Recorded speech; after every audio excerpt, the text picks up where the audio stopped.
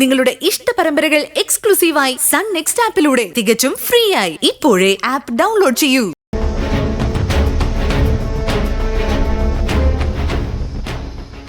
Hello Ravi സാറേ, സാറിത് എവിടെയാ? ഇവിടെ ഗംഭീര ആഘോഷം നടക്കുക.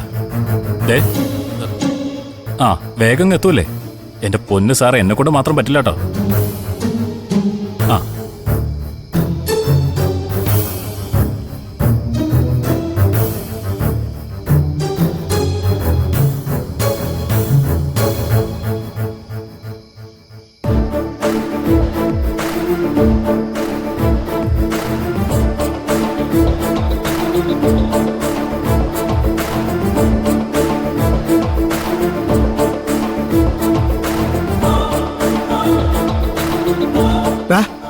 എഴുന്നേറ്റേ അവിടെ മഞ്ഞൾ കല്യാണം നടക്കാൻ പോവാ. ഒന്ന് എഴുന്നേക്കടാ. സമയത്ര ചേട്ടാ? അതൊക്കെ പിന്നെ നോക്കാം. നീ വേഗം റെഡിയായി. പാട്ടും ഡാൻസും ആയിട്ട് തകർത്ത് മറിക്കുമെന്ന് പറഞ്ഞിട്ട് ഇവിടെ ഒന്നും ചത്ത് കിടക്കണം. രാവിലെ ഓരോരോ പ്രശ്നങ്ങള്, ആകെ ടെൻഷനായി പോയി. അരവിന്ദേ, എഴുന്നേക്കടാ. എഴുന്നേക്ക്, എഴുന്നേക്കടാന്ന്.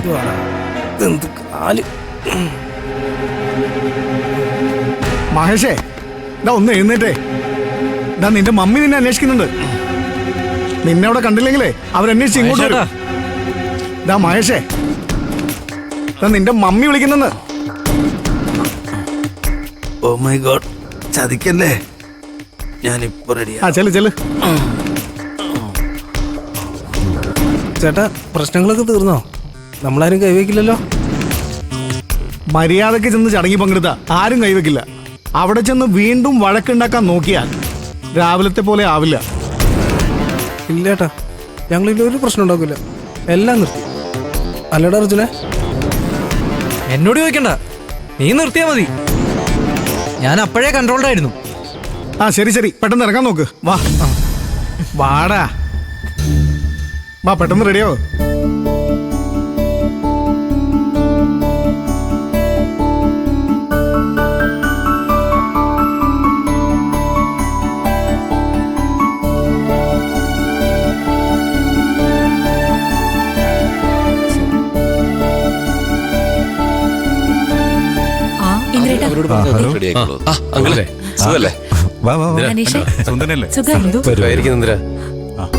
മനീഷയാകെ മാറിപ്പോയല്ലോ. കാനഡയ്ക്ക് പോവാല്ലേ? അതെ, അടുത്ത മാസം പോവും. ഞാനും ചേട്ടനും മാത്രം പോവും വീട്ടില്. സിന്ധുവിന് ഇപ്പോഴും നിങ്ങളൊക്കെ ഫേസ് ചെയ്യാൻ ഭയങ്കര ചമ്മല. അതൊക്കെ കഴിഞ്ഞില്ലേ, ഇനിയിപ്പോ എന്റെ ആവശ്യമൊന്നുമില്ലല്ലോ. ആരൊക്കെയായി വന്നിരിക്കുന്നേ? കനകരാജൻ സാറേ, സച്ചി സാറിനെ പരിചയപ്പെട്ടോ? സച്ചി സാറേ, കനകരാജൻ സാറിനെ പരിചയപ്പെട്ടോ? വലിയ ബിസിനസ്സുകാരനാ. നല്ല പരിചയം തോന്നുന്നുണ്ട്. എനിക്കാളെ പിടികിട്ടി. ഇത് നമ്മുടെ സത്യന് ആദ്യം കല്യാണം കഴിച്ച പെണ്ണിന്റെ അച്ഛനല്ലേ? അല്ല, മനീഷ മോള് വന്നിട്ടുണ്ടോ? നീ പണ്ടത്തെക്കാള് സുന്ദരി ആയല്ലോടി. ഇതാണോ നിന്റെ ഭർത്താവ്? കുഞ്ഞമ്മേ, പഴയ കഥകളൊക്കെ ഇവിടെ എല്ലാവർക്കും അറിയാലോ. അമ്മേ, ഗസ്റ്റിനെ വഴിയിൽ നിർത്തി സംസാരിക്കാതെ അമ്മ ഇവരെയൊക്കെ അങ്ങോട്ട് വിളിച്ചു. വരൂ കനകരാജൻ സാറേ. സിന്ധു മോളെ വാ.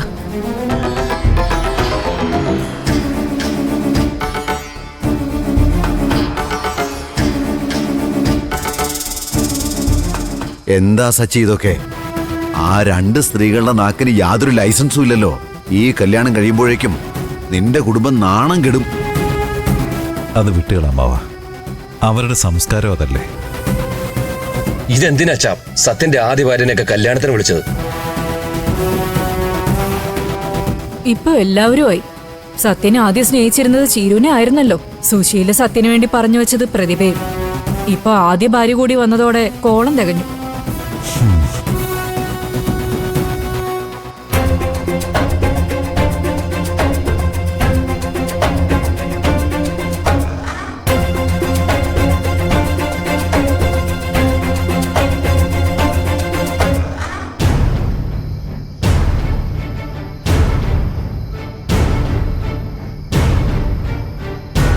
സാറെന്താ വീണ്ടും ഇവിടെ?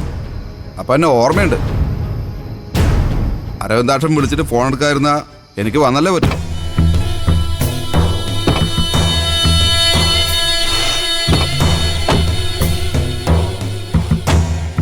ഇവരൊക്കെ ആരാ സാറേ? ഒക്കെ നമുക്ക് വേണ്ടപ്പെട്ട ആൾക്കാരാ. ഞാൻ തേടെ ചേട്ടനാ, ഇത് അങ്കിളും. ഞങ്ങൾ അരവിന്ദാക്ഷൻ്റെ വീട്ടിൽ പോയിരുന്നു. അവിടെ നിന്നാ കടയിൽ പോയിരിക്കാന്ന് അറിഞ്ഞത്. വേണമെങ്കിൽ നമുക്ക് വീട്ടിലിരുന്ന് സംസാരിക്കാം. അയ്യോ, അത് വേണ്ട സാറേ. എനിക്കറിയാവുന്ന കാര്യങ്ങൾ അന്ന് ഞാൻ ഈ സാറിനോട് പറഞ്ഞതാ. അതിനപ്പുറം എനിക്കൊന്നും അറിയില്ല.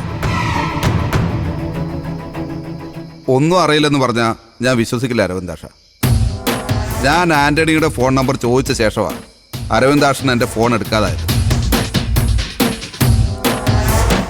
അല്ലെങ്കിൽ അരവിന്ദാക്ഷൻ ആന്റണിയുടെ നമ്പർ തന്നാലും മതി, ഞങ്ങൾ പോയിക്കോളാം. അത് പോരരുത്. ആന്റണിയും അരവിന്ദാക്ഷനും വീണ്ടും കണ്ടുമുട്ടിയിട്ടുണ്ട്. അത് അരവിന്ദാക്ഷൻ്റെ മുഖം കണ്ടറിയാം.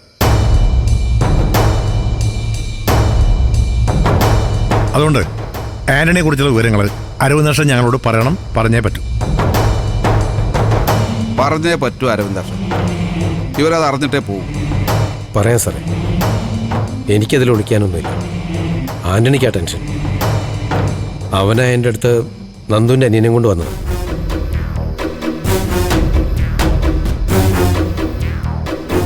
ആ ചെറുക്കനെ കുറിച്ച് ഇപ്പോൾ ഒരു വിവരവുമില്ല. നന്ദുവിനെ പോലെ തന്നെ നിതിനും ഒരു കടിഞ്ഞാണില്ലാത്ത കുതിരയാണെന്നാ ആന്റണി പറയുന്നത്. തല്ലുകൊള്ളിത്തരം മാത്രമേ അവൻ്റെ കയ്യിലുള്ളൂ.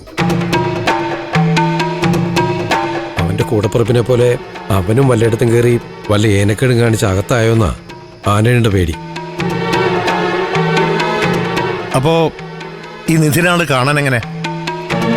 ഫോണിന്റെ എങ്ങാനും ഫോട്ടോ എടുത്ത് വെച്ചിട്ടുണ്ടോ? ഇല്ല സാറേ, ഞാൻ അവനെ ഒരു തവണയെ കണ്ടിട്ടുള്ളൂ. ആന്റണി പറയുന്നത് ചത്തുപോയ നന്ദുവിൻ്റെ അതേ രൂപ നിതിനെന്ന്. അവന്മാർ ഇരട്ടകളാണല്ലോ. ആന്റണിയുടെ നമ്പർ വേണമെങ്കിൽ ഞാൻ തരാം. എന്നെ ഇതിൽ നിന്ന് എങ്ങനെയെങ്കിലും ഒന്ന് ഒഴിവാക്കി തരണം. ശരി, പിന്നെ ആ നമ്പർ വാങ്ങിച്ചു.